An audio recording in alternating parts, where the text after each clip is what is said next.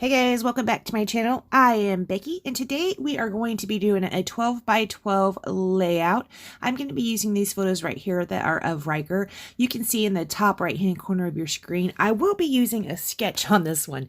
This is super simple. I'm going to end up pulling out some dies. They are designed by Stephanie Barnard. I will show them to you here in a second. And basically I just use dies and stamps for the stars and then a couple stamped elements. I am going to be layering up my photos like this. Now this did call for 4 photos.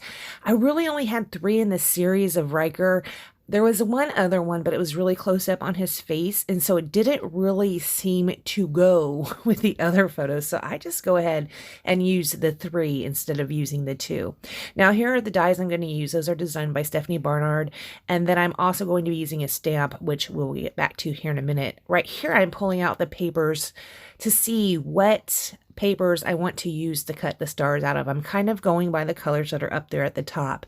I will use the Sapphire cardstock by Close to My Heart for that deep navy. It's not quite as deep as the stars that are on that patterned paper, and then I will use the yellow that I used to back the photos in, and just some other random colors, that blue and also that green. I am inking the edges of this with that Tim Holtz Distress ink in Vintage Photo. Now you can see right there I did stamp out a couple sayings. Well, I stamped it out twice. My first one didn't turn out so good, so I stamped it out again. It says, "Dream big, little guy."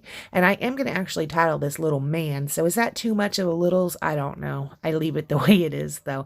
I really like this star die because on the bigger ones, you have the hole punches that are throughout the edges of the stars. I think that's really cool. Right here, I'm just layering up some old paper, some of the leftover remnants of paper, actually, to kind of get a little dimension on under my die cut.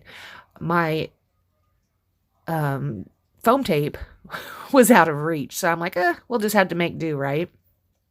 So right here, I'm pulling out this part of the title. It says Little, and then that man I actually stamped with one of the Close to My Heart stamps. It's called Chronicle type, I believe.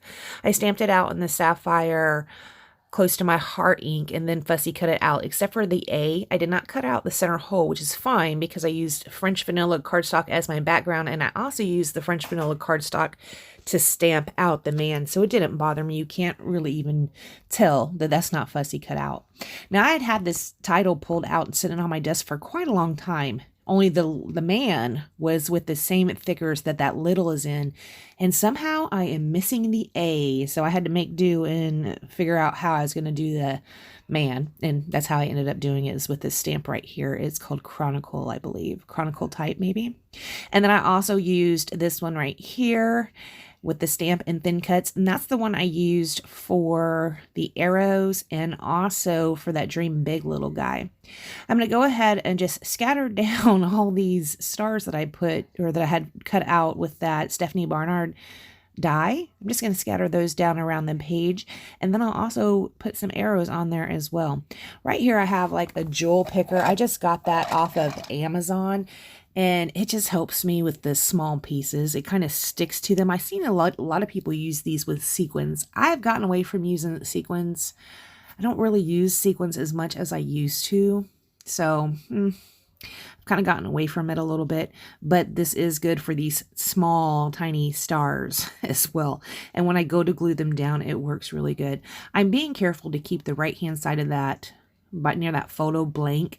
That is where I'm going to end up writing my journaling. Now, I did not write my journaling yet. I did draw in some pencil lines there, so I will remember this is where you intended on your journaling to go.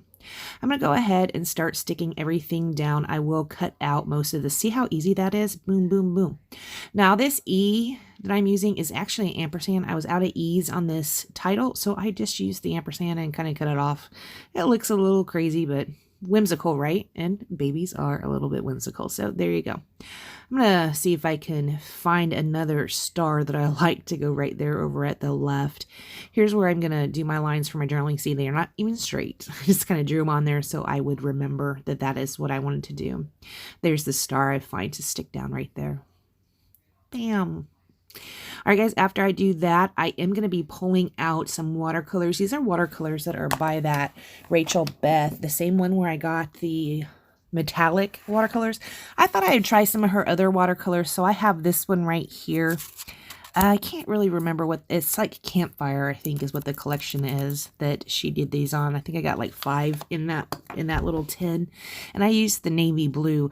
Now with the regular watercolors that are not metallic, they do not give the same dimension as her metallic ones. So, I mean, they're just watercolors to me because I'm not a watercolor artist, so they might be great to actually do watercolor paintings with. I just don't do that.